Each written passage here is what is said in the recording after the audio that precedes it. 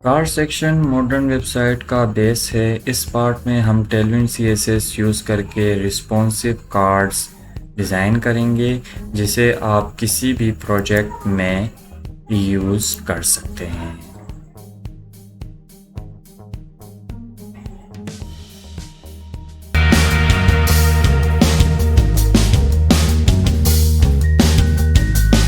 Welcome back to VS code. और अब हमने अपना हीरो सेक्शन डिज़ाइन कर लिया है और हम यहाँ पर अपना एनिमल कार्ड डिज़ाइन करेंगे।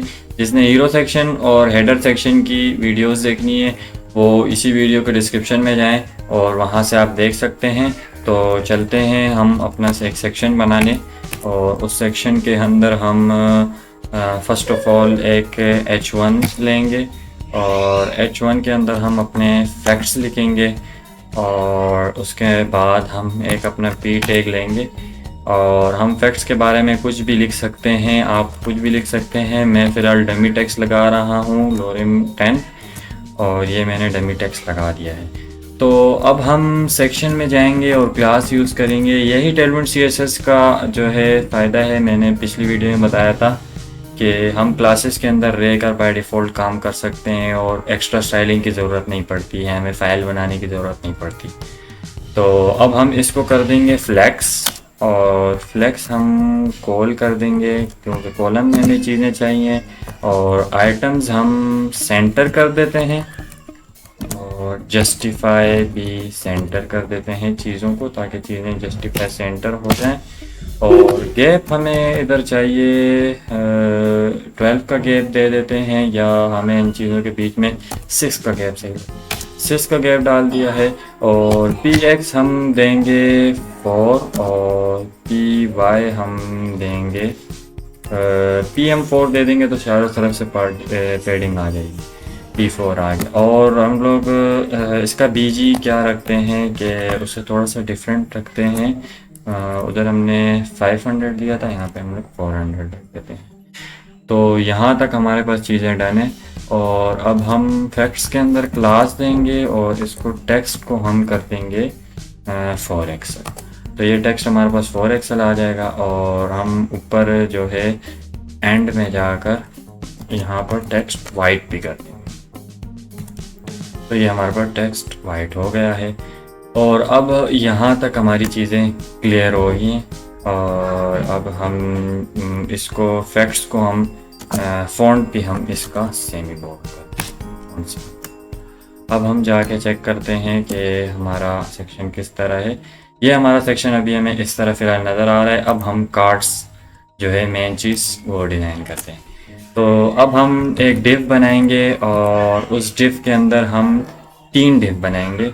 उस डिव के अंदर हम 3 डिव बनाएंगे, एक डिव और शिफ्ट और आल दबाकर आप इस तरह चीज़ें बैक एरो से हटा सकते हैं। सॉरी, ये आ गया। और अब हम क्लास दे देते हैं इसको फ्लैक्स क्योंकि हमें फ्लैक्स में चाहिए सीधे।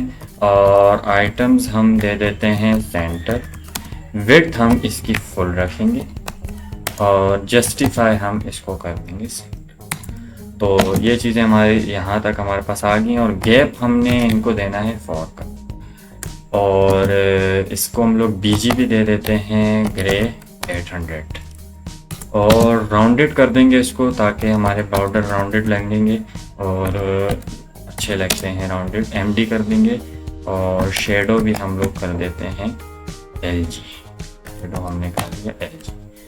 तो अब हम इस पहली वाली डिफ के अंदर जाते हैं और यहाँ पर अपनी पहली इमेज डालते हैं।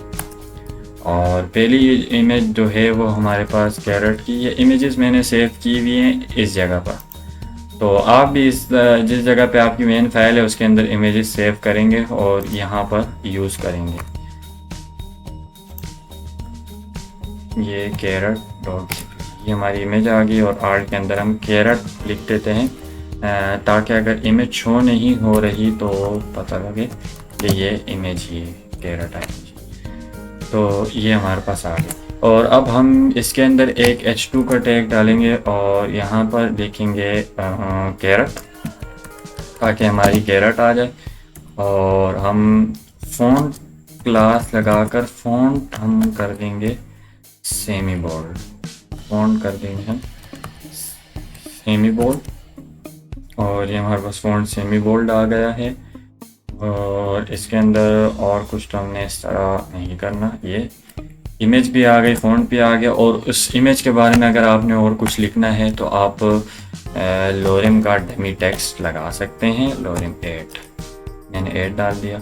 और फ़ॉन्ट सेमी बोल्ड करने के साथ साथ हम यहाँ पर टेक्स्ट भी इसका कर देते हैं 2x। तो ये चीज़ें हमारे पास इधर आ गई हैं। और यहाँ पर हमारे पास क्लास फ्लेक्स और फ्लेक्स कॉल, और यहाँ पर flex col items center, justify center भी कर देंगे हम साथ ही में। और शैडो से अगर हमने इस बॉक्स पे पेडिंग देनी है तो यहाँ पर हम पेडिंग दे देंगे 4 की, और यहाँ पर हमारे कुछ चीज़ें नज़र आएंगी। तो ये हमारा फर्स्ट होगा। और ये यहाँ पर हमने डाले हैं चीज़ें, लेकिन यहाँ से हम शेडो राउंडेड वगैरह हटा कर इधर डालेंगे तो यहाँ पर हमारे को सही रहेगा। यहाँ पर ये हमारा कार्ड, पहला कार्ड हमारा ये इस तरह डिज़ाइन होगा। तो देखते हैं हम अपना पहला कार्ड हमारा किस तरह दिख रहा है, और ये कार्ड हमारा इस तरह पहला दिख रहा है। तो अब हम इसको इसका जो है विड्थ डाल देते हैं 1/2, और सारों की हम विड्थ डालेंगे 1/2 ताकि हमारे स्क्रीन के दरमियान में बिल्कुल सारों तीनों कार्ड्स आ जाएं। तो ये हमारा एक कार्ड है। और इसी तरह अगर हम सिंपल तरीके से अगर करें तो यही कॉपी पेस्ट कर देते हैं, क्योंकि सारी चीज़ें हमने इसी तरह डालनी हैं। और ये हम Ctrl+V और यहाँ से भी Ctrl, ये हमारी चीज़ें हो गई। और यहाँ पे सिर्फ हम अपनी इमेजेस चेंज कर देंगे। यहाँ पर कैरेट थी तो यहाँ पर टाइगर आ जाएगी, टाइगर की इमेज आ जाएगी। और यहाँ पर हम लिख देंगे टाइगर, और यहाँ पर हमारा डमी टेक्स्ट है। और फिर हम यहाँ पर लिखेंगे दूसरी इमेज हमने किस चीज़ की डाली थी, हम देख लेते हैं इमेज हमने दूसरी किस चीज़ की। यहाँ पर टाइगर फैल्कॉन की इमेज, अब हम यहाँ पर फैल्कॉन की इमेज डालेंगे, फैल्कॉन, ये हमारी फैल्कॉन की इमेज आ गई। और यहाँ पर हम लिख देते हैं फैल्कॉन। और डमी टेक्स्ट में आप कुछ भी डाल सकते हैं अपने फेवरेट एनिमल के बारे में।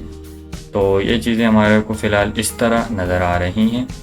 और अब हम इसका जो मेन डिव है उसके अंदर बीजी ग्रे 400 डाला है, और यहाँ पर हमने इसको हम हटा देते हैं ये। तो ये चीज़ें मेरे को फ़िलहाल नज़र आ रही हैं। और हमने बीजी यहाँ पर डिव में, इस डिव में बीजी नहीं डाला, इस डिव में हम हर जगह पर बीजी डाल देते हैं। शिफ्ट Ctrl+D और यहाँ पर हम बीजी अपना डाल देते हैं 800। तो आई थिंक अभी हमें सही नज़र आएगा, हाँ सही है।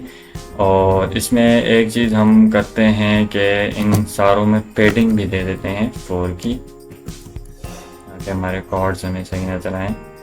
और पेडिंग देने के साथ साथ हम यहाँ पर गैप भी दे देते हैं, 4 का गैप देते हैं पहले, हाँ 4 का गैप में आई थिंक यहाँ सही लगेगा।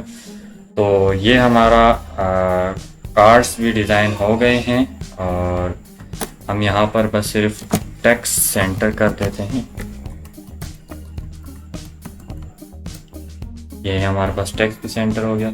तो ये हमारे पास हमारे कार्ड्स का सेक्शन डिज़ाइन हो गया है। और ये हमारा हीरो सेक्शन था, और ये हमारा जो है वो नेव बार थी। तो नेक्स्ट वीडियो में मैं इसका फुटर डिज़ाइन करूँगा और फिर उसके बाद इसको रिस्पॉन्सिव भी बनाऊँगा। तो साथ रहिए, जुड़े रहिए। Thank you so much.